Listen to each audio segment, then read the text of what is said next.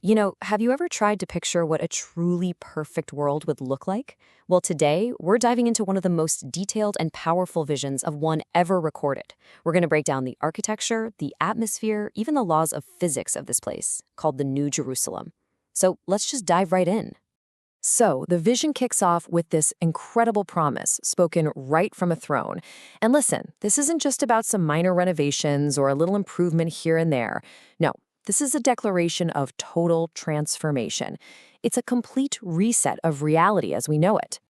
Okay, so for this new world to even exist, the old one has to completely disappear. The first Earth is gone. And get this detail, and there was no longer any sea. Now, that might sound a little strange to us, but in ancient literature, the sea was often a symbol of chaos, the unknown, a barrier. So for it to be gone, that's a huge deal. It signals a world of total peace and unity. And this is where it gets really personal. The vision goes right for the heart of human suffering. It's promising an end, not just to physical pain, but to all the emotional pain that defines so much of life.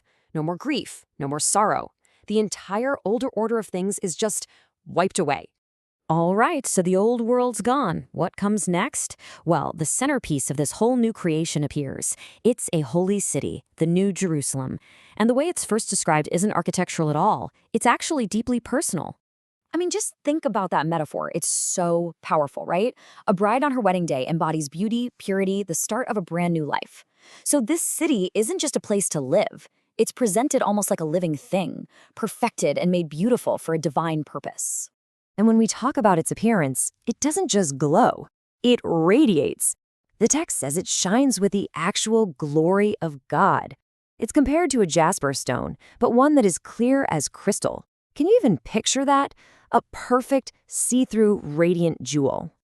Okay, so after that incredible description, we get the literal blueprints. An angel actually shows up with a golden measuring rod to map out these impossible, deeply symbolic dimensions. Let's really dig into these incredible measurements. First off, the scale is just mind-boggling. We're talking 12,000 stadia. That's roughly 1,400 miles or 2,200 kilometers. But here's the kicker.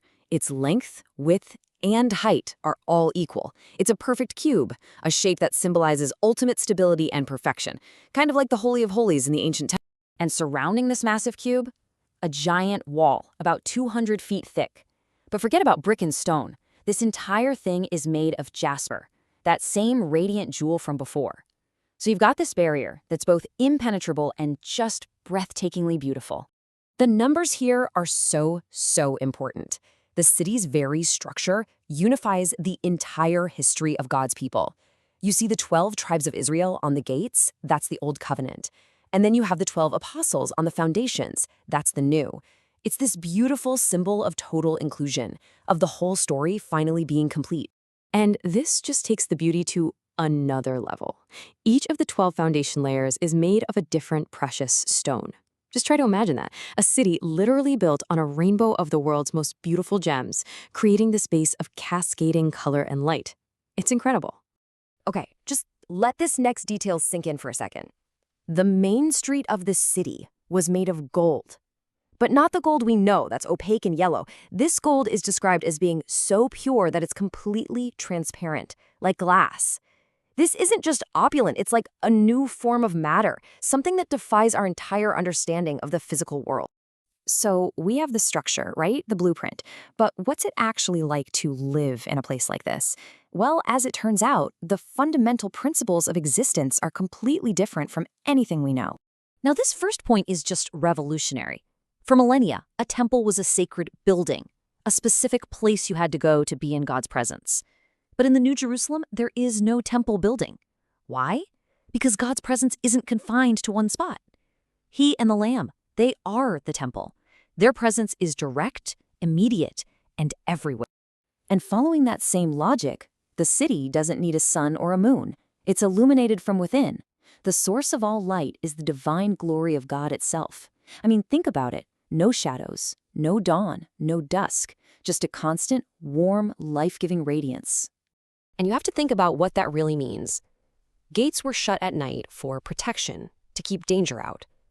But if there's no night, and the light source is literally divine, there is no threat. There's nothing to be afraid of. The city just exists in this state of perpetual safety, openness, and welcome. So this perfect city has been laid out in incredible detail. But the vision ends by addressing what might be the most crucial question of all. Who exactly is this city for? And yeah, the vision does not shy away from this question. In fact, it lays out a very clear, very stark distinction between those who are welcomed into this perfect city and those who are left outside. So what we're shown are two very different destinies. On the one hand, those who are victorious and thirsty for the water of life are promised an inheritance in this city. On the other hand, there's a list of behaviors and character traits, from cowardice and unbelief to murder and deceit, that are listed as grounds for exclusion, for what the text calls the second death. So, the crucial point here seems to be purity, the perfection of the city itself, its pure light, its transparent gold, its flawless structure, is matched by the moral and spiritual purity required of its inhabitants.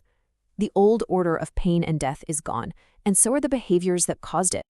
But ultimately, it all comes down to this single definitive condition. Entry isn't based on your family heritage or how much power you have. It's all about having your name recorded in this divine register. And that, well, it leaves us with a final, profound question to think about. What does it mean to have your name written in that book?